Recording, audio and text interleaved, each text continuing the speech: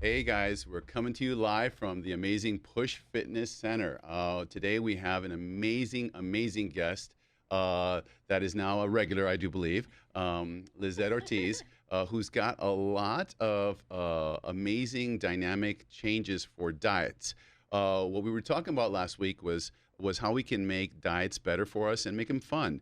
Today our focus is focusing on specializations and choosing and option changing of our foods, so that it makes it easy for us to kind of see. So substitutions is the topic today of foods, specifically with the flair of Lizette Ortiz. So we're going to kind of take a look at that. So Lizette, tell us a little bit about what you're going to do today, because we're going to talk about a little bit about nutrition and food substitutions, because I know that you got a lot of knowledge and a lot of insights. So we want to be able to present that information for people to kind of get it and to enjoy different options. So take it away. You got it. Tell us a little bit about substitutions. Thank you. And thank you for having me again. Oh, absolutely. Super fun here with And you Kenna, guys. by the way, she's over there on the other side. So if you want to see Kenna, she's where she is. There's Kenna. You got her. Okay. She's doing Keep on going. amazing with the controlling of everything. Yes, we got a little dynamic here. Go ahead. Yeah, we do. So basically, like we talked about last time, a lot of what I like to tell my clients, if they want weight loss, if they just want to live a little healthier, feel better, is kind of decide what you want to include in your diet and what you don't. When we include way too much of a lot of different things, it usually doesn't work out very well. Mm-hmm. So it's good to know what to cut back on and how to, more importantly, which what we're talking about today, is how to be able to still enjoy your favorite foods, your favorite flavors, but without those added calories from extra fat, extra grains, extra carbs, simple carbs that aren't really needed. Mm-hmm. And especially, I believe that locally here in El Paso, the Mexican diet is very, very obviously popular, and we're just, a lot of us are raised on that, you know? So to suddenly one day be like, well, no more tortillas for you, no more chilaquiles, no more tacos, it's like, well, that's my identity. Like, yeah, what it's am just I not going realistic. to do? Yeah, No it's way. not realistic. Yeah, and it's not easy to keep that lifestyle. It's not sustainable when your culture is part of it. It's like when I was living in Japan, for example, try to tell a Japanese person or a Korean person or an Asian person in general, all right, so no more rice for you. It's like, well, no, their diet, it's a staple of their diet. And it's like with Mexican people, it's the same. It's like, oh, okay, so no more beans and no more tortillas for you. It's like, well, no, that's not going to work out. So what I would like to talk about mostly today is some of my favorite substitutions that I've made so that I can continue to enjoy Mexican food, because I do love Japanese food and Italian food, but Mexican food is my favorite. But this is going to be with a healthy flair, right? So healthy flair. A healthy Yes. flair. We're going to make it really good for us, and we're going to make sure that we make our families happy, our families healthy. And I'm excited about this presentation today. So we got a lot of pictures that are real cool. So let's get it on. Cool. All right. So let's start with our Prezi, our first one. This is one of my favorite go-tos, not only because it has a Mexican flavor to it, but because it's a one-pan meal or a one-bowl meal, dish meal. I love those. They're the best, especially if you don't have the time, you don't like cooking. These are the fastest dishes you can ever make. It's really, really easy. We have a few pictures here. In the first one, you'll see we have basically the ingredients, which for this I used the chopped for chili, like pork in chunks. Which is usually what is used for chile verde. So normally this would be like the substitute of a chile verde, you know, pork and chile verde, which is green chili sauce. And it's normally made with just pork and potatoes. Where did you learn how to do this particular plate? Tell me a little bit about the history of this plate. This looks good. This is my thing. This is my thing. Yeah, I came up with it. This is yours. Yeah. This is the Ortiz chilaquil. This is the Ortiz salsa verde. Pork and salsa verde, basically. What's Alfonso think about this? He loves it. He likes it? Fonzie loves it, yes. Fonzie, I like the name, Fonzie. Yeah, if you know me or you know Fonzie in El Paso, that's probably my husband. Because he knows awesome. A lot of people here, and everyone knows him as Fonzie. So, yeah, baby, if you're listening, We're talking about you. We're going to talk about hey, we're gonna get some insight into what you get fed. Okay. Yes. Oh my God. Yeah. He loves it. He really likes these. Luckily, good. He's really easy too. He's not like, oh, I don't like this. I don't like to eat that. Don't make me this. Don't make me that. He's not like that. He's not picky, and he luckily just Reasonable. yeah, you know. Reasonable. and he goes with the flow with everything, including my choices of my main menu items. So luckily. So like I said, the original salsa verde stew is usually made with just pork and potatoes and salsa verde, and that's it. You usually accompany it with tortillas.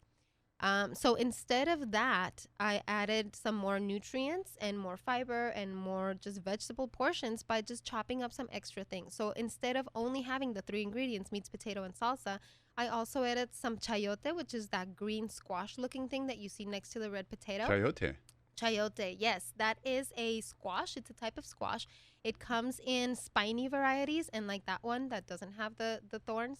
When the weather's harsh, the skin tends to be thick, so you might want to peel it. Okay. When the weather's nice. Any techniques on peeling it? Just like a carrot Got or it. potato. Okay, just peel slice it. it. Okay. And you don't even have to. I don't like the extra fibrous skin, so I do it sometimes.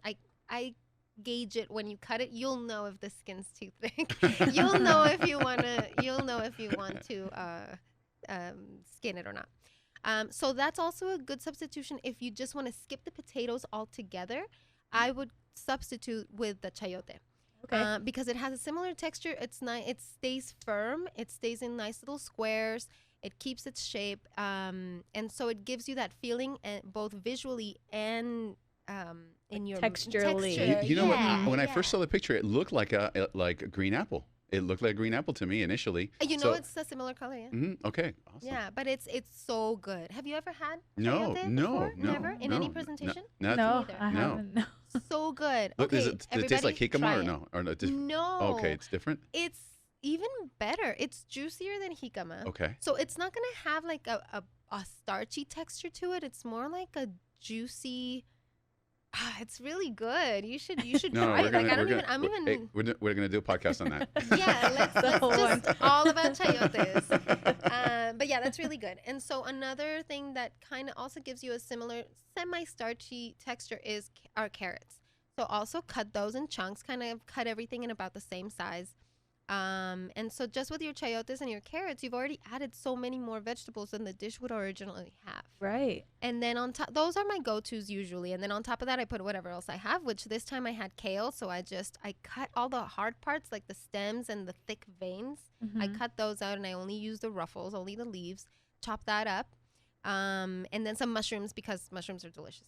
And green onions because I had a lot of those. Otherwise, I would have used the regular white onions. No, this for is now I see that the plate as you were before it was prepped. It looks pretty dense with mushrooms. You use more than 3 mushrooms, right? No, I think those are the That was potatoes. it. Okay. Well, okay. Oh, those little ones. Oh, or you know what? It's the meat. Okay, so gotcha. once you start cooking, and then the salsa verde, you see the little container and the yes, ingredient. I made that. I make that. Talk to me. That's Talk to me. homemade. Okay. I know you're gonna look. This is important because there's a lot of people there that they're losing their husbands because they don't cook. Yeah, You got to that- give them a special, go-to thing here. So how'd you make that? That salsa, I actually have the recipe for that salsa in a video. If Oh, you go okay. to my website, we'll Perfect. link Well, it. why don't We'll you? link What's it. what's the website The again? website is a little long, but it's easy to remember. It's DIY, like do it yourself, right? Mhm. DIY mind body upgrade, one word. Excellent. DIY mind body upgrade, and then there'll be links for recipes and video recipes and things. And I have my recipe for the salsa verde. It's really easy. You either grill. I like grilling it. So in a pan or a griddle or wherever you want, you put your green tomatoes, the tomatillos in Yes. Spanish, or green tomatoes. Grill those. Grill some onions, garlic. I always put garlic in mine, and your choice of chile. Normally, people will use jalapenos for it, but I don't love jalapenos. I can have them, but they're not my Mhm. favorite. So I use chile poblano instead because it has a deeper, Mm. smokier flavor. So I roast those, and then you basically just blend everything together, and that's it. And you can add water if you want it to be lighter. You can just leave it nice and thick. It's up to really. It's really easy. Kenna, do you do guys. this kind of stuff for your husband? Not this tasty. No. I'm picking up some tips right now. Yeah. What do you think he'll say if you show up and you make a plate like that? Oh huh? gosh, he would probably love it because he loves like spicy food, things that we always joke around that I was raised in a house that used salt and pepper. So there's not a lot of flavor. No, your mom did better than that. maybe some Italian seasoning every once in a while.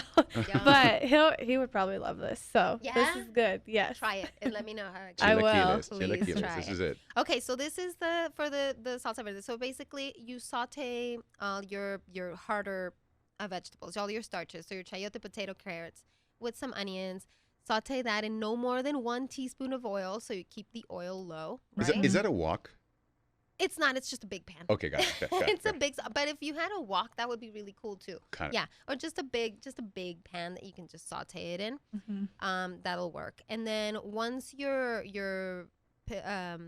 meats. Oh, lies. Okay, no. You put the onion and the meats first. Let the meat cook a little bit, and then add your thick starches, which is the second picture you'll see there, where it has potatoes and carrots and the chayotes all together. Okay, so you want to brown. Yeah, you want to brown your meat. Brown your meat a little bit, and then toss all the starches and the bigger chunks. And does that just help them not get as soggy? Like keep up with the potato texture almost? Or yeah, not putting them in all together. It just doesn't cook them as long. Okay. Because it's also, at least for this dish, it's pork, so you do want it to cook thoroughly. You know, it's very important that it cooks thoroughly. But also because I like the browning that it gives, you know, like the texture and the flavor of the meat when you let it brown a little bit first. It kind of like sears it, I guess, you know, like mini seared chunks in a way. And then you add the other things so that they start cooking. You just cook them until they're soft. And then I added the kale at the end because it's leaves. So kale and mushrooms go at the end because they cook really fast. And then once it looks like the starches and potatoes and things are getting to the right texture, then you add in your salsa verde and then just cover it, simmer it for at least 5 to 10 minutes, and you're done. It's really fast. That's an amazing plate. This is really, really good. Anyway, do you prep the meat at all the night before or anything? Do you give it any sort of like seasoning or anything? No. No? But if you did that, it would be even better. What do you recommend doing with it? I do season. Okay, so all of this, you would just throw whatever seasonings to taste. I do add a lot of things. I add garlic powder on top of the actual garlic that is in there. But I add garlic powder. Sometimes I'll have a seasoning salt. A little bit, but when I use meat, I like using the English sauce, the Worcestershire sauce. Oh, yes. I really like. I think my cuisine's flavor involves that a lot. And cumin, I love using cumin, garlic powder, and Worcestershire sauce are basically my go-tos. Okay, a plate like this, for example, cumin. That's you can make a disaster, and you can make the whole house smell like cumin. How much cumin would you use on a plate like this, on this whole design, like a tablespoon or a teaspoon? I don't measure things, but I have it in a shaker, so just like two shakes. Two shakes. Let that guy. Yeah, basically. All right. All right, that's funny. So that's one. Please go ahead and try it. You can use any vegetables. Again, it doesn't have to be these vegetables. You could use broccoli. I've used broccoli before because that's what I had. I always have carrots, so there's always carrots in it. And you can use any other vegetables. You could have used spinach instead of the kale. You can use cauliflower. You can use any vegetable. Very lean, very lean. So the Ortiz chilaquiles. Yeah, I like that. Salsa verdes too, yeah. How many portions do you usually get out of this? Like, could it feed a family of 4? Do you have leftovers? Or, well, maybe not so good, but. This is supposed to be for 2 people. It looks like a lot, but we only eat like 1 meal and then 1 smaller snack meal. So we need to get most of our proteins and vegetables in one big meal. So that's why this is pretty big. If you're accompanying this with like a soup or a salad or something like that, this could be for maybe 3 or 4 people. But if this is your only meal, because there's enough. If you see how many vegetables, it's like a carrot per person, half a potato per person, half a chayote per person. That's already several cups of vegetables per person. Yes. And so that's just 1 meal. So this would be for 2 people if that's your only thing. But you can also accompany it with other things. So you could get, and that's about a pound of meat. We usually eat half a pound of protein each in our meal. And that gives Let me ask you, particularly in terms of choosing how much to eat and everything, let's say you do a leg day or versus just an aerobic day. Oh, Do you change it up in terms of, hey, Alfonso, you did legs today, so you get a little extra piece of meat or something, or you did aerobics and you get no meat or something? How does that work? That is so funny that you say that, because yes, that is exact. Like, I don't think he doesn't know that, but yeah, he does now if he's listening. He knows now. That's funny. But yeah, I do actually take that into account, how much I exercised, how much he exercised, what we did, if we remembered to take our protein after our workout, what are we going to eat later, what snacks we have for later, if it's something that's high in protein or not, like I'll take a lot of those things into account. So yeah, sometimes it's like if I worked out but he slacked it, then it's like we're gonna get like the same, or I'm gonna get a little more. But no, he's a guy, he's bigger, so he needs more, so it'll probably be more even. If we both worked out, then he usually gets a little more protein, or more whatever carb, like potato in this case or something, because his body just functions better with carbs, mine functions better with fats. So I let him have more. That's so cool, because I think that, the family knows their spouse and it knows what does, what is good. And in this situation, it's so important to be able to pick out the amplitude of the proteins and the amplitude of the carbohydrates versus the fibers. So this is very good, important. I mean, and a very, I think it's one of those basic questions that as you get advanced into nutrition, you really know how to gauge. And I think the world is now saying, you know what, we don't have to eat meat every day or high proteins, specifically on the days that we work out hard, but then not on the days we don't. So it's kind of cool. So we got another plates coming up. What other plates we got? Yes. Okay. So now it's chilaquiles. I'm gonna ask you one question first. Ma'am. Everyone thinks that eating healthy is really hard and it's really expensive. This looks very budget friendly. Yeah. Is it budget friendly when you purchase all these ingredients? It's actually very budget friendly. We were talking about this last week, and Dr. J proposed to save money. Like if you just saved money by doing it, right?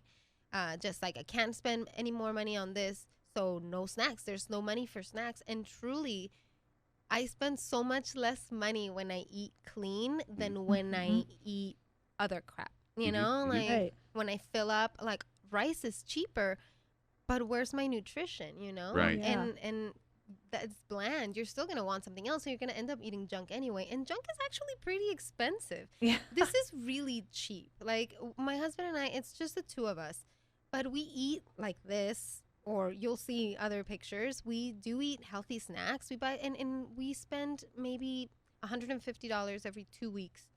But it's all just healthy stuff. Did you hear that, Trudy? Did you hear that, Trudy? 150 bucks. Did you hear that? 150 bucks every 2 weeks. Now we can do that. Now there's another thing I noticed about this is that you cut these vegetables up, and there was a lot of fiber obviously in this thing.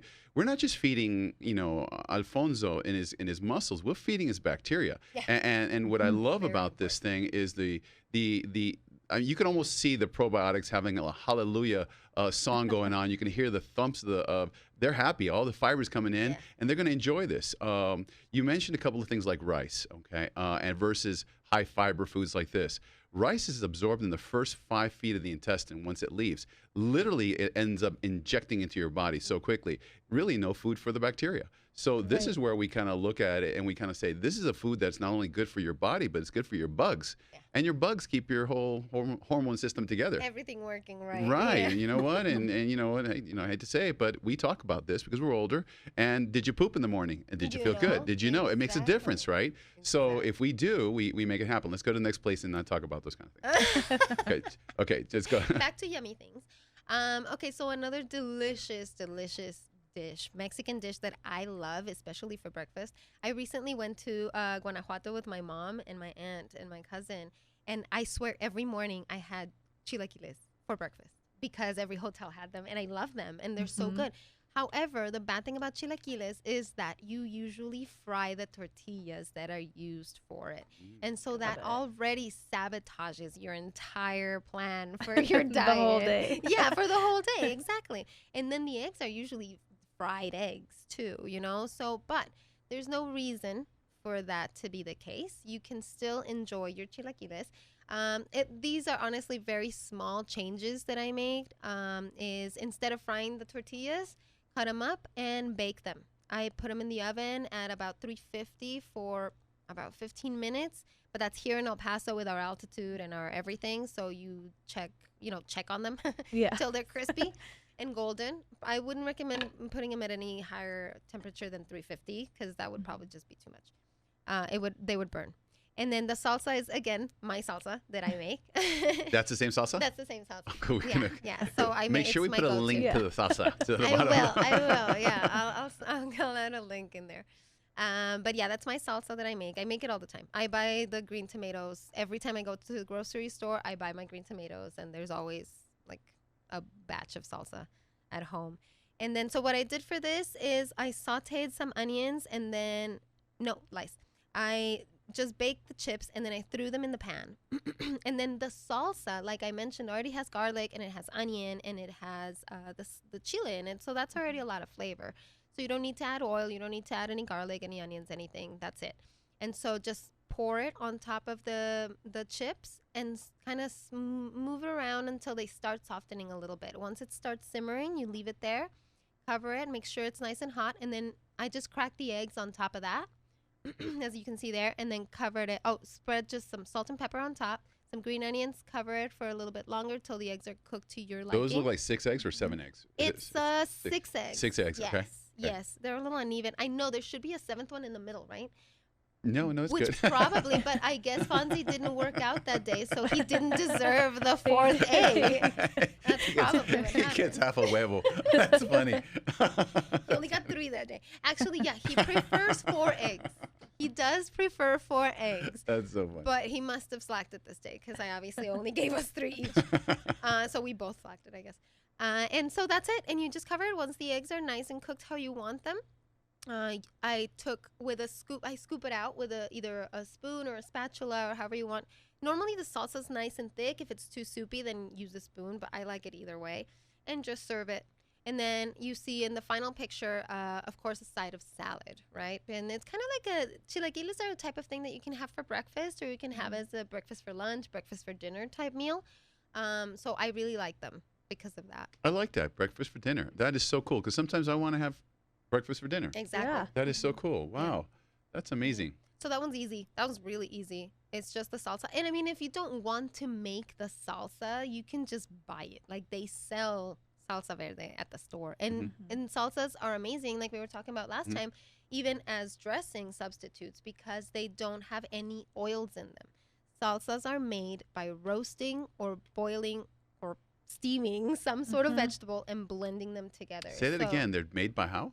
Either roasting vegetables or boiling, or I sometimes steam them, but for the most part it's boiled or grilled vegetables and just blended. That's basically what a good real salsa should be. There shouldn't be any oil in it, any grease, anything. So salsas are super safe. So just go to the store, buy yourself a big salsa verde and bake your own chips. And then just do the same thing. You don't have to make your own salsa. You can always just look for something, look at the ingredients. It should only be vegetables, maybe some salt, and a couple of not so terrible preservatives, like if they need to be in there. But other than that, it's a really simple meal that the other thing that you will notice, and I'm sure some people are like, hey, ¿dónde está el queso? Where's the cheese, right? It's like, yeah, well, that's another thing we're modifying here is we're not putting cheese, so we're cutting back on that fat. But if you want the cheese because it's part of it and you must have it, there's nothing wrong with grating a little bit, an ounce of cheese and spreading it all over. An ounce of cheese divided by 2 people, that'd be nothing. Even 1 ounce per person is like maybe 100 and something calories. It's good fats, but it's a little. You're not going to dump half a pound of mozzarella on top of these eggs. There's no reason for it. So that's my second go-to favorite item that I like to make. What's the next one here? Okay, so after this, I wanted to mention some other dishes that I've enjoyed making that might be enjoyable for some of our listeners. How about, did we talk about the popsicles last time that I made these delicious popsicles? No, we but didn't. you should. It's getting really hot out, so that would be a really good one. Oh my God, I am obsessed with popsicles right now, you guys. I have 10 pineapple popsicles in the freezer, and I just made 10 cucumber chili. So these are actually in a popsicles folder, the middle one. Okay. There, yeah. Oh, right. And I'm Sorry. like you can see it. Okay, so basically in all of my local paisanos here will know what I'm talking about. Is in Mexico we have paletas like popsicles. We have popsicles everywhere in the world, but our Mexican paletas usually have some very unique flavors, right? And so one of my favorites is the cucumber and chili lime. Mm-hmm. So pepino con chile popsicles. And I remember when I was growing up in Mexico, that was my go-to. It was my favorite, and they're delicious. It's basically cucumber and lime and a lot of sugar. Got it. And so that kind of ruins the whole thing. So it's like, popsicles are good, but they have a lot of sugar. So what do you use for instead of sugar? So instead of sugar, I use the monk fruit sweetener, which we were also talking about last week. Yes. And so one thing that I'm doing this summer is I'm making my own cucumber and chili lime popsicles. Really easy. Wow. 1 cucumber, 2 limes, monk fruit sweetener, chili powder, blend it, done. Popsicle. Pour it into the mold, put the stick in, done. Enjoy it. And it's really easy. They're really easy to make, and they're really quick. If you want to add more flavor to them, you could use the tajin powder. I don't know if you've seen it. You've seen it? Yeah. Mm-hmm. You can add some tajin powder. That has real sugar in it, but it's very, very little. So you wouldn't add more than like a tablespoon for an entire batch of Lizette, popsicles. you mentioned something about monk fruit, right? So tell us a little bit about monk fruit and what your experience is with monk fruit sugar. What is that about? It's great. So it's made from monk fruit. Okay. But it's basically, so far it's a sweetener that they extract from this fruit, and it's been used as a sweetener for apparently thousands of years by people. And where it's from, I forget where it's from. I want to say it's from Asia. Somewhere. So for these popsicles, how long do you freeze them for? That's a good question. You know why? Because when I first made some popsicles, I gave them 2 hours, and I tried to pull them out, and the stick came out by itself. I was like, well, I guess that wasn't enough. But those weren't the cucumber ones. Okay. I think those were creamier. Creamier stuff takes longer. With the water ones, I would say 4 hours. Just to be safe, I would say at least freeze them for 4 hours. Okay. So is just what I would say. Besides that, that one's really good, the cucumber ones. And then, monk fruit sweetener. Yes, I like it a lot because it's sweeter than sugar. Okay. Not by a lot. I like to use it at even, like whatever, 1 tablespoon of sugar, I'll substitute for 1 tablespoon of monk fruit sweetener. But things usually end up being a little extra sweet. So maybe I would go like half or almost 1-to-1, but not quite. But it doesn't have a bitter aftertaste. It has a very nice, sweet, natural taste to it, honestly, I think. And it does, the lack of aftertaste makes a big difference to me. And where do you buy it? I get mine at Sprouts, but I'm sure other health food stores have it. There's also, actually, Sprouts has it by the pound, where you can just like grab a bunch of it and like buy a pound of it at a time, which is what I did last time. But there's also a brand called La Canto, and they make little packets, and they make different types, like white sugar or brown sugar flavor, or when they don't flavor it, it's just the way that they extract it is a little different, so it has a little more caramel flavor or not. So that works out pretty well. I especially like just the plain regular white one, I think, because it's the most similar to sugar. I like sweets. Let me ask you this: and when you work with your clients, how is it that you kind of when we're looking at these particular substitutions, how do you adapt to an individual and assist them in creating a diet that's right for them? Like, you can say, do you look at them and say, this is kind of an apple-shaped body, a slender body, and how do you tailor that? Yeah, that's actually a really good question. And you can go by body type a lot of the times, because usually that kind of lets you know what kind of body type people have, and so what foods work better for them, what kind of exercises, how much activity, and everything. But over our lives, we can change our bodies. So for example, someone who is normally like tall, skinny type, right? If they don't take care of themselves, they can change their body over the years for it to become a more rounded body type. And so now they're going to have to do things that a naturally rounded body type will have to do to lose weight or get back into their skinny all the time shape. However, people who usually struggle to gain weight will do better with carbs. At least it's something that has been, noticed, because they burn a lot. They also have a hard time putting on muscle because they just burn through all this so fast that it just like they need the carbs for fuel. But someone, for example, like I'm in okay shape right now, but I tend to gain weight really easily, like really, really, really easily. And so if I were to eat tortillas every day, like if I were to eat every day tortillas and rice and beans and like steak, like regular Mexican meals every day, and like huevos for breakfast, and then like tortillas and guisados for lunch, and then like some other thing for dinner, I couldn't. Like my body just does not respond well for carbs. So for example, a person in that case, I would tell them, all right, well, for your body type, we'll have to get rid of these carbs. We'll have to get rid of grains. We'll have to get rid of tortillas. Reduce them at least. If we don't get rid of them completely, at least reduce them.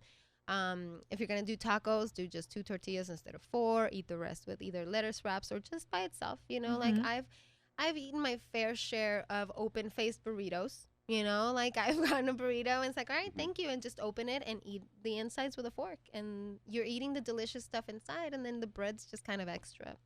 So yeah, I do base it on that. And most importantly though, I ask them, do you tend to gain weight easily? Do you like these foods? Do you like those foods? Do you struggle to this? And so that will also help me decide, what to suggest. So let me ask you, when we look at your portfolio of diets, and how do you help your clients specifically retune their diets? And what I mean by that is that your husband, for example, Fonzie, and you know that if he eats a certain food, he just packs it on. Yourself. How do you work and gauge? How do you tell a person what to look for in terms of the things that make them swollen and just get kind of chunky? And how do you help them adapt? You mentioned something about the use of a diary, and you mentioned something like that. Tell me, how do you do that? The first thing I like to do is start with a semi-elimination diet. Okay. Where it's like, all right, we're starting, jumpstart. You're going to get rid of all of these foods. And we really go really, really, really strict. And it's like none of these, not even any potatoes, not even anything that could irritate you, like any nightshade family foods like tomatoes, eggplants, potatoes, all those things. No grains. I have them like that for like at least a week, and then slowly add one food at a time. Okay. And see how they feel. And then we can really gauge what is really causing inflammation, what's causing bloating, what's causing headaches even sometimes. What do they report to you in terms of inflammation, that things aren't sitting right? Let's say they eat a certain food and it just keeps on, whether it's milk or certain byproducts, dairy byproducts. What is it that we can help them to zone in on if it works or not in terms of elimination diet?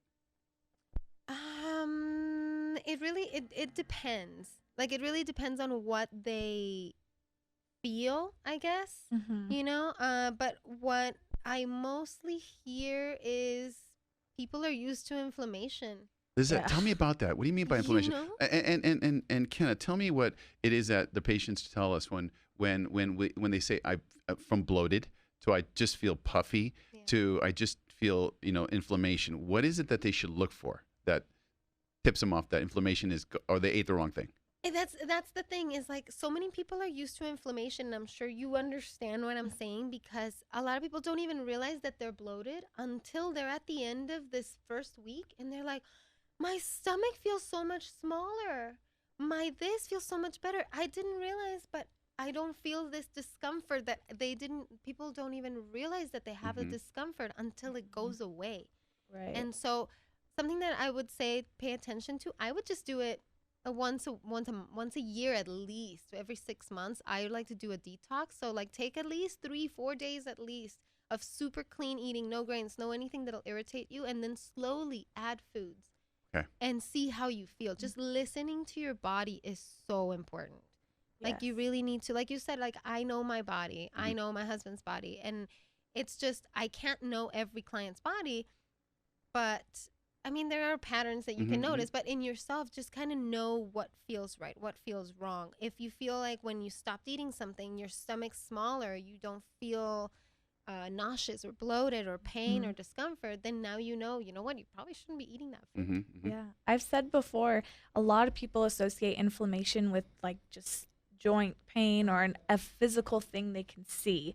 They don't think about their intestines and how they're eating and what it contributes to their headaches, or like you said, your nausea or your bloating. You don't realize that even like using the restroom could be so easy and simple, because the foods that you're eating are really causing inflammation in there and just wreaking havoc on all the insides, because we can't see it. Exactly. So definitely detoxing is great to do, like you said, once every 6 months, just to give your body that clean reset, so and also the food sensitivities you have can also change. So doing it every 6 months or a year, it will really help you just get better in tune with your body, which is a great thing. You should really know your body. It'll help you so much, and it'll help you with the foods that you can have, and even with the substitutions. It's just a great thing to do. Do you have clients who say like, no, I'm not going to detox, or they don't understand the purpose of it? Or how do you get around things with your clients that maybe might be a little tricky? Or have you not had to come in contact with that? No, I haven't so far. Not necessarily, because most of my clients that I've had, at least maybe I've just gotten lucky, they're very they're ready. Let's do it. Whatever it is, let's do it. In fact, most people are surprised at, you know what? Now that you mention it, I'm thinking about it. Most people don't eat enough, especially with women. We tend to think, oh, well, the less I eat, the more I'm going to lose weight, right? And it's like, well, no, because now you're starving yourself. So now you're storing everything. And so, no, when I actually tell people, it's like, you're not eating enough. You need to add this many more vegetables, this many meats. It's like, what? No, how am I going to eat all this food? I bet that could be hard for them too. Like almost a mental thing. They just automatically think, if I eat more, I'll gain weight, but it's not. My mom, sorry, Mom. She was one of those people. I know. Oh my God. She thought, eating less means less calories, so it's better for you. And she was just eating saltine crackers with butter on them. They're so freaking good. They are really good. Until my uncle came over and was like, oh, you're just eating crackers? And my mom said, oh, I'm trying to lose weight and eat less. And he was like, you're just eating flour. Oh my God. You're you know literally filling your body. The gluten people are just exploding right there. So when we look at this area here, we were talking about, you had mentioned a little earlier about having popsicles, right? Yes. And what we're looking at the popsicles right now, we can actually see it on one of the monitors there. That's Alfonso? That's Fonzie. Fonzie's he's enjoying that. What type of popsicle is it? How did you make those? So that's the cucumber. Those are the cucumber chili popsicles that I made. So you can see that there are chunks of cucumber. So when I blend, I didn't actually use a blender. I used a food processor instead. So I could just press it a couple of times so that there are still chunks of cucumber. Because the great thing about the Mexican popsicles, the traditional way they make them, is they're usually chunks of fruit or whatever the popsicle is. So I love that. And so I made sure to keep some chunks of cucumber in there. And can you go through and teach us how did you make this? I mean, tell us what it is. Actually, okay, there's another picture here? Can I go to the next one? One. I think I'm going to go to the next one. I'm going to see how it happens there. And there you so go. Those are the ingredients. So you have 1 cucumber, 2 limes. I put 1 tablespoon of tajin, which is in the back. The container with the red lid is just chili powder, just regular Mexican chili powder. And then that Lakanto monk fruit sweetener, golden, is the one that's supposed to be kind of like brown sugar. Okay, so you like the golden. I like the regular one. I like the regular one, right? I just happened to have that. It was the end of the bag. But so that's one variety that they have. But any monk fruit sweetener will work for that. Just no sugar. And so if you can see there, that whole cucumber alone has 35 calories? Maybe? Yeah, maybe. So if you put all of that and divided it between the 10 popsicles, that means each one of those delicious, decadently sweet, and amazing Now, popsicles. that's what I'm talking about. That's is what I'm talking about. That's How it. many calories? Like Nothing. 5? Nothing. Yeah. Like nothing. I can eat all of these and still be fine. Yeah. Well, I don't know about the chili and the lime in my stomach. But, you know, I don't know that that's a good idea to eat 10 all at once. We're But about still. compromise here. Yeah. Compromise. Yeah. We're working 5. our way towards. Yeah. There you go. See, so if you like it, like I love those popsicles, but when they're loaded with sugar, it's just not a viable snack for me in the summer. But if Mhm. I'm making them myself and they're lean and they're adding water and vegetables to my diet and vitamin C from those limes, then why the heck not? You Yeah. know? Like, so just make your own popsicles, people. Yeah. So tell us a little bit about what made you. What other types of popsicles do you that you do? Okay, so I just made some. They're not super low sugar because I took the lazy route for several reasons that I'll explain. But I made some pineapple popsicles, and I made them with. I say that I made them the lazy way because I bought the concentrate and the pineapple concentrate, Okay. and I just like added water. So it has sugar. It's like the regular just fruit juice, but it's pasteurized because I like Kenna was saying your food sensitivities change Mhm. throughout life, and I have become sensitive to pineapple. Oh, So I I am used to too. not be. it's a bummer. It sucks. It's Yeah. really a bummer. And so, but you can still eat it if it's cooked. Mhm. Because it It's- destroys the enzymes that Right. are causing problems. And so if it's pasteurized, it's basically cooked, right? So the juices, any juices or canned pineapples and things are okay. So I bought that and I just didn't want to deal with it. And I used that for my popsicles. But if you have natural pineapple, chunks of pineapple blended with some water, fill up your little containers, popsicle containers, you got your panetas right there. Lizette, I don't want to take over this whole thing, but I kind of bumped into your page and I found a bunch of different cool things Yeah, on you here. know what? How come? How about you pick?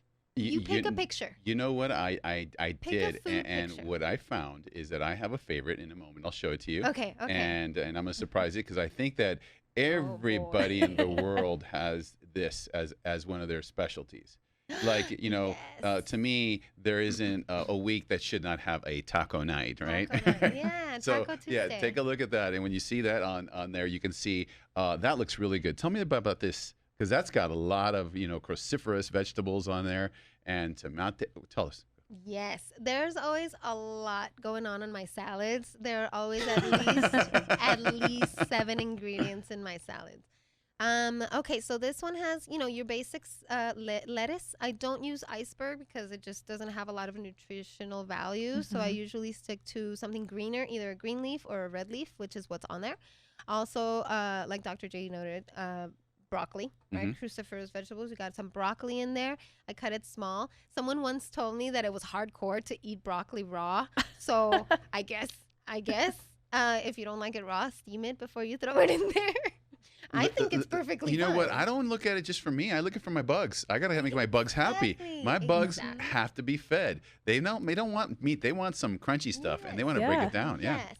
So there are mushrooms, I think, in there. Yes, tomatoes. And then basically the vegetables are vegetables. And I just toss them with a little bit of lime and salt. And that's it to Okay. give them flavor. Yum. And then the meat is just lean. I think it was like 90-10 or 95-10 lean beef. You can use 85 and then just drain the extra fat if you want. And then basically just the meat has onions, garlic, celery. And then your beef, red bell celery. peppers. Celery and red bell peppers will give your taco salad all the flavor in the world. Celery. Yeah. I would have never thought to put that in taco Really? stuff. Yeah. That's So good. good. Yeah, That's where the now I flavor can is. see exactly. Yeah, I've never thought of celery. I mean, in a taco. I mean, but celery makes a big difference. Exactly. And that's what gives foods flavor. This is why eating healthy doesn't have to be boring, you guys. Like, this is Mhm. super lean. It's super healthy, but it's very Yeah. flavorful because that meat has garlic, it has onion, it has celery, it has cilantro, it has cumin in it, salt and pepper. It has a bunch of things in it. Like, why would Mhm. you even need a dressing on that Yeah, I if don't you already know. have that, We look at this plate over here. What's this one about? This one, oh, that This. looks like Oriental. Is that Oriental? It's not. Well, okay. There is an Oriental dish in there. Well, maybe. What is this? It Tell might me be a a little little bit about bit. this plate because that looks good. It It might be a does. little bit. Hold Oh, no, I know what it is. Okay. This is a vegan day. This is a vegan day meal. Okay. So first, can you tell us more about your schedule with eating when you say vegan day? Just kind of explain that a little bit more. Yeah. And taco day, right? Yeah. So go ahead and explain that Substitutions. first. Yes. So variety is the spice of life, right? Right. As we all know. And so good diet is a varied diet, although you are going to notice a lot of ingredients repeat in my diet, but at the same time, I have a lot of different ingredients all the time. That said, I like to rotate what I eat depending on what I've done. Like we were talking about, if we didn't work out or anything, it's like, oh, you know what? We don't need like a steak today. Right. Or we've been eating a lot of fish and chicken and things. So it's like, okay, vegan day. We always have one vegan day a week, usually. Yeah, at least. Or at least a vegetarian day where we'll eat maybe some products, like maybe eggs, like ovo-lacto vegetarian. But usually we do meatless day at least once a week. Once or twice a week we go meatless completely, just for variety and to also for our little bacteria, you know, like for our little microbes. They need the variety. They love the veggies. They love the fiber and stuff like that. So we do chicken, fish, pork, beef, and vegan or vegetarian, and a variety. Just skip it every day. When we look at this plate, here's another substitution that you have here, and that's a real unique one. What's this one about? Yeah, that looks like a dessert. This does look like a dessert, and it tastes like a dessert, but is what I suggest to my clients who are used to eating, for example, oatmeal every morning. Okay. And when we're trying to get rid of those grains, at least for the first portion of their program, I lived on this every morning for years. I get bored easily with food, okay? And I am not one to eat the same thing every day, but I can eat this every day and not get tired of it. It's basically Greek yogurt with your choice of fruit, really, but strawberries are always good, any sort of berries. And then some crushed almonds, and I put a little bit of honey, just raw honey, less than a tablespoon. I was flavoring the agave. I was like looking at it, I was like, this kind of needs a little agave on there.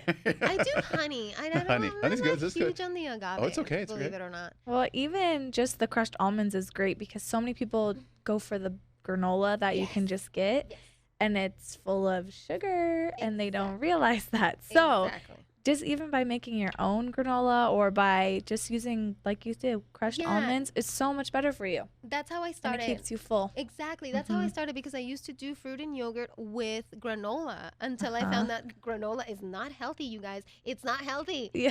Stop eating it. Wow, it's loaded with sugar and things. Oh, wow. Can we show the wings? Oh, yes. Hold on. Wait. No, we can talk about that one first. Yes. This one looks, you know what? That looks so different that I want to know what that's about. Yes. Okay. So this is basically Taco Tuesday again. Taco Tuesday. We do Taco Tuesday. Oh, wow. Yeah. Okay. So again, tacos usually a lot of times I'll fry the tortillas. Clearly I don't. I warm them up on the fire.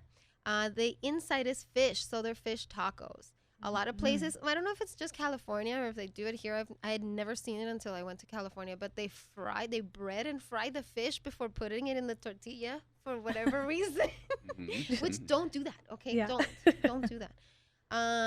But so what I do instead is I just, again, celery, onion, garlic in a pan with just a touch of oil if you need it. If you have a nonstick pan, you won't even need it. And then just throw the fish in there until it breaks up. It's nice and cooked. It has the flavor. You put your seasonings, and then that's it. You serve it with your 4 fire warmed up tortillas, not fried tortillas. There's hardly any oil in there. There's no fat in there. And then the cactus on the side dish is nopalitos or cactus side dish. This one is warm. So this one's also saute the onions and then your cactus until they get that pretty color, like a nice bright green. And then after that, you can add the cilantro and the tomatoes since they cook a little faster. And that's it. You just cook them until they're nice and bright and they have a good texture that you like, which could be anything. You could eat them raw if you wanted, or, you know, if you want them al dente or nice and soft, you can do that too. So there you do have carbs, but it's only the 4 tortillas. If we talk about calories, it's only 200, but corn is a whole grain. So if this is your meal for the day, and there's no reason why this is not healthy for you. You know, as I was looking through your diets, I was trying to think. Those plates that you've shared with us, They're very, very nice. What do you do in like lifestyle? Like now you've prepared the food. What do you do in towards of presentation, and how do you set it up for dinner so that you can relax and enjoy it? Because that's part of also the experience of eating. Because not only is eating, we're running, but what you do is you prepare a place to eat, obviously at the dining room. But how do you set up the environment for that? Because we got some more plates here, but I want to also talk about like when you sit down, because that looks like I would have eaten that plate way before it hit the table. Okay? It's just like I would have just done it. So how do you kind of control yourself to make sure that you have the experience? The experience. Well, the best recommendation for eating, like you're saying, is being mindful of what you're eating and like sitting next to or in front of your your family, your person, and talking and observing your food and chewing carefully. I'm gonna be completely 100% honest with you guys. We always watch something when we're eating. So I'm always watching TV, not TV. I mean, it's on the TV, but who watches TV anymore, right? Everything is streaming, right? So we're watching together, yes. Either anime or some TV show that we're following or something. And so we always just sit down, we set our little spot, we play our show, and we eat. And it's just, I mean, it's a part ritual. of It's our cool. ritual. It's a cool ritual. Yeah. I see another plate here that is just so amazing. I don't even know what it is. It's got a lot going on. Okay. So this one was my response to a breakfast dish with no bread, because when you think breakfast, you think eggs and toast and bacon, right? Eggs and bacon, there has to be toast. Eggs and bacon, there has to be something else. So if you see here, there's eggs and, well, there are eggs. There are eggs under the bacon. And then there's the bacon, which was grilled cooked and then patted to take the excess oil off, chopped up, but that is served on top of sauteed vegetables. And the vegetables are a mix of, I think that one's just cabbage and squash, the Mexican squash, and a little bit of celery. I always add that for flavor. And there are, I believe this one had a little bit of potatoes. Yeah, I see little bits of potato in there. You can always skip the potatoes. Again, if you're really limiting your starches, or if you just don't do well with potatoes, you can replace them with more veggies. I've also made this with broccoli instead, or sweet potatoes instead of the regular potatoes. That's the really magical good. stuff, huh? Yeah. So you can make this exact dish, but instead of all the vegetables that are at the bottom, I would slice 2 sweet potatoes flat and put them on top of that. What is this called? Really good. We need a name for it. Okay. Well, next time. Something Ortiz, I don't know, but it's good. Healthy eggs and bacon. Okay, there you go. Healthy eggs and bacon. That looks amazing. I mean, I love the way that looks. We're going to go over one more here. Okay. Let's see what we got here. Yeah, let's pick see something good. Let's see what the computer gives us. Okay. Oh, this is a good one. Yeah. This is a good one. This is a good one. Okay. Oh, nice. All right. So I love pizza, because who doesn't love pizza, right? Yes. Pizza's delicious. Oh, good. I'm glad this came up because we were talking about it earlier.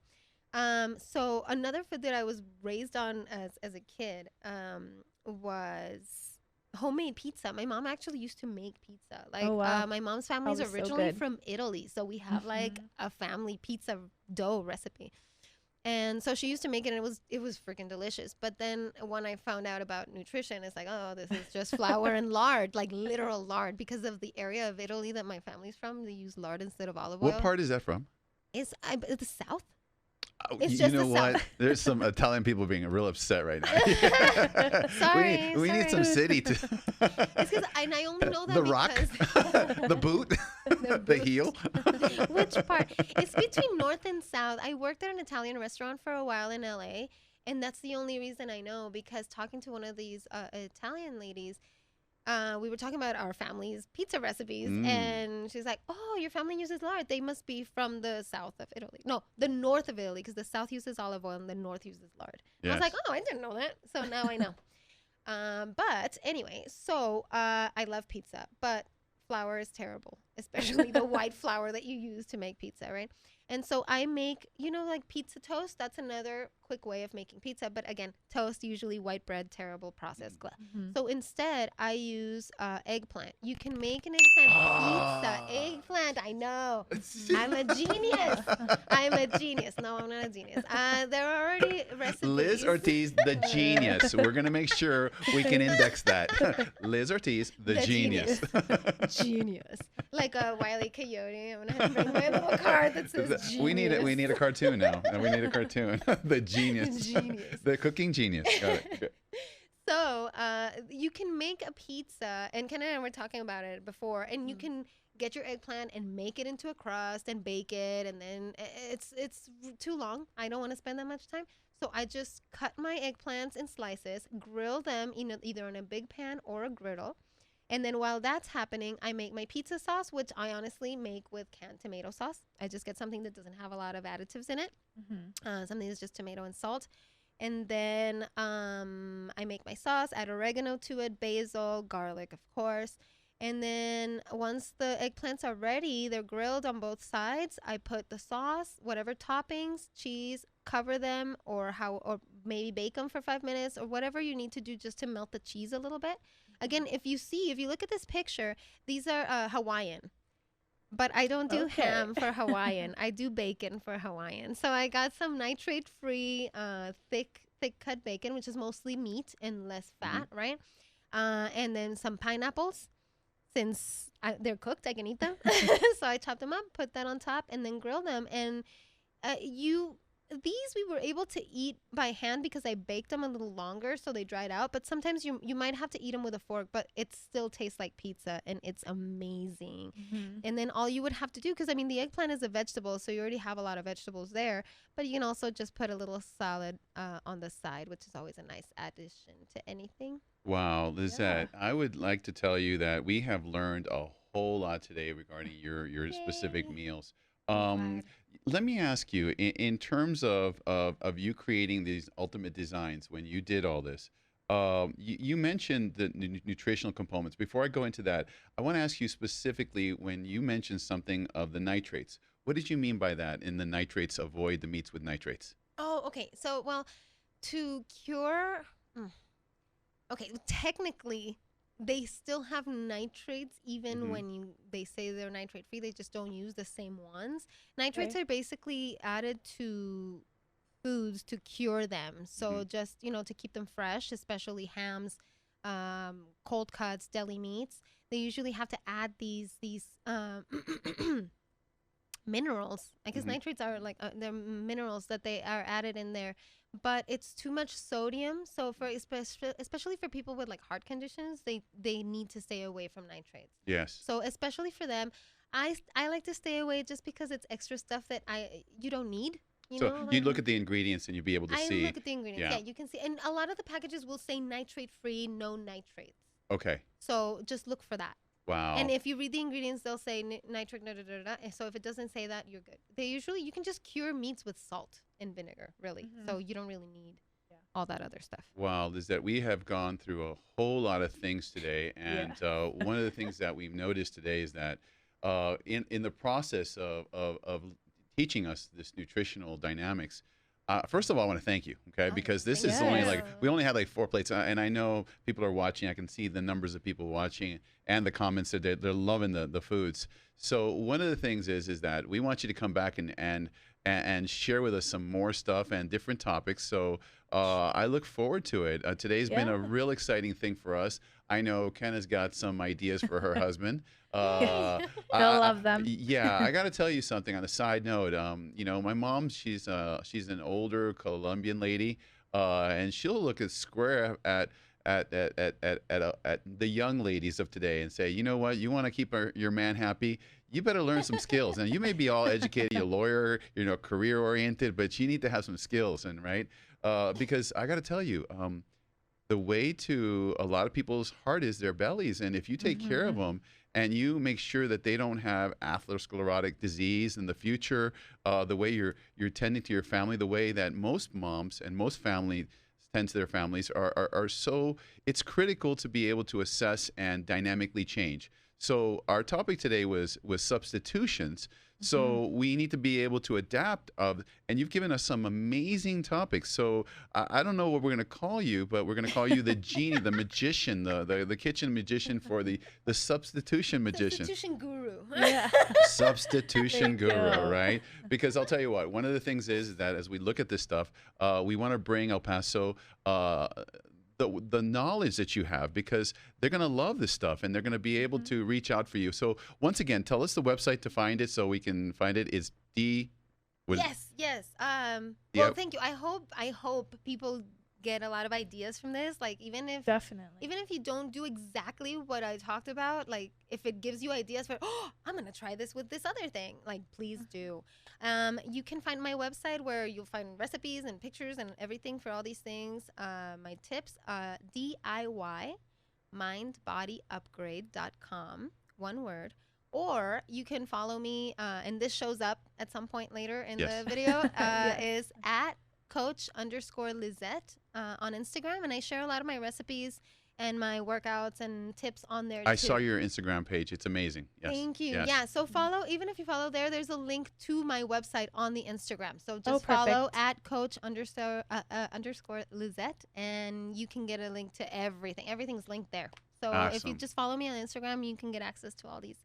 And ask me questions. Like if you have any questions, or if anyone has any ideas for, you know what, I really love this and I know it's terrible for me. What's an idea for a substitution? I would love to. And it's a Brainstorm. challenge too, Yeah. you know? Like Yeah, I yeah. take it as a challenge, and it's fun for me to come up with healthy versions of things. So let me know. Thank you so much. Yeah. Kenna Thank Vaughn, I you. want to end with you a little bit here.